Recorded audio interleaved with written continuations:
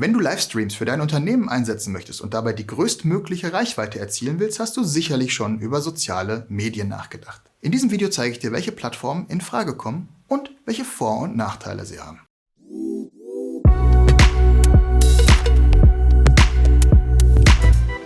Unternehmen setzen Livestreams für die unterschiedlichsten Zwecke ein und nicht immer geht es darum, die größtmögliche Reichweite zu erzielen. Aber wenn du das Ziel hast, möglichst viele Menschen einer bestimmten Zielgruppe zu erreichen oder Live-Videos in deinen Marketingmix einbauen möchtest, sind soziale Medien super dafür geeignet. YouTube ist nicht nur die zweitgrößte Suchmaschine und die vermutlich größte Videoplattform der Welt, auch als Live-Video-Player ist YouTube im Bereich der Social-Media-Anbieter konkurrenzlos. Aktuell bietet YouTube als einzige Social-Media-Plattform Streaming-Möglichkeiten in 4K und sogar 360 Grad an. Professionelle Livestreams von Events, für die das RTMP-Protokoll verwendet wird, sind hier problemlos möglich. Lediglich für Streams von Smartphones müssen Kanäle über mindestens 1000 Abonnenten verfügen.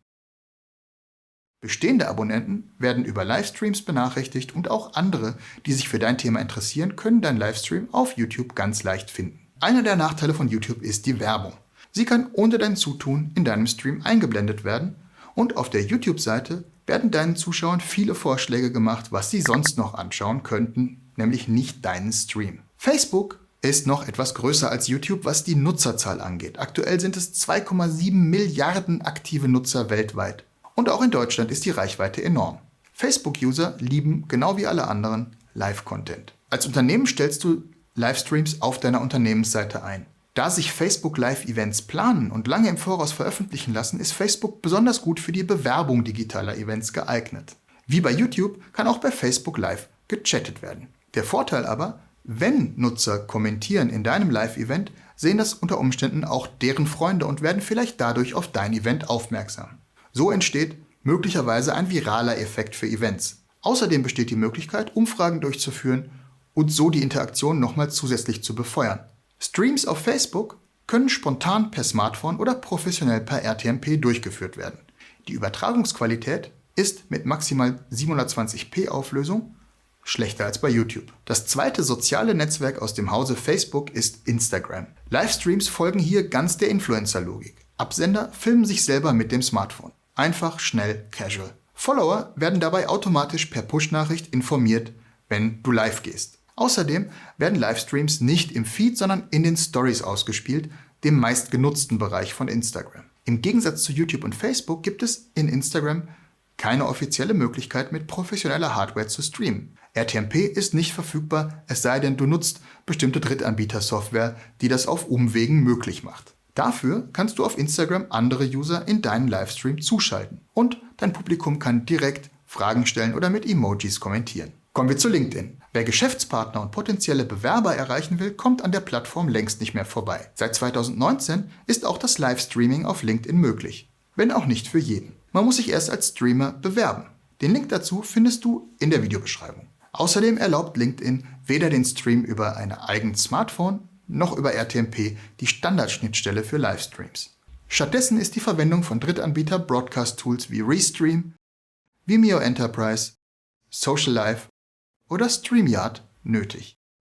Wer besonderen Eindruck auf LinkedIn machen möchte, wird häufig auf eine hochwertige Inszenierung Wert legen. Wie du einen professionellen Livestream planst, erfährst du im hier verlinkten Video. Im beruflichen Umfeld ist auch Twitter beliebt. Und auch hier kann gestreamt werden. Auf Twitter ist, ähnlich wie bei Instagram, das Streamen mit dem eigenen Smartphone das Hauptszenario für Livestreams. Die Verbindung mit einem professionellen Streaming-Setup ist nur für Nutzer des Twitter Media Studios möglich, das wiederum derzeit nicht für alle Accounts verfügbar ist. Da Twitter zu 90% auf dem Handy aufgerufen wird, sollten Live-Videos entsprechend gestaltet sein.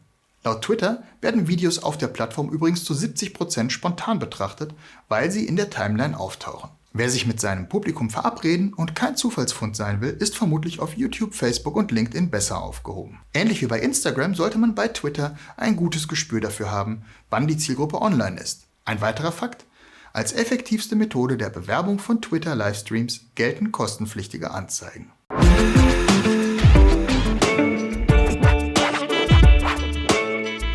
Alle streamingfähigen Social-Media-Plattformen haben ihre Vor- und Nachteile. Um Social Media Streaming effektiv für dein Unternehmen einzusetzen, solltest du dich fragen, wen du erreichen willst wo sich diese Zielgruppe aufhält und auf welchen Kanälen dein Unternehmen bereits erfolgreich aktiv ist. Dabei sollten Social Media Streams nicht nur Ausspielkanal sein, sondern immer auch die plattformspezifischen Interaktionsmöglichkeiten einbeziehen. In dem hier verlinkten Blogpost findest du die Unterschiede im Überblick und jetzt meine Zusammenfassung.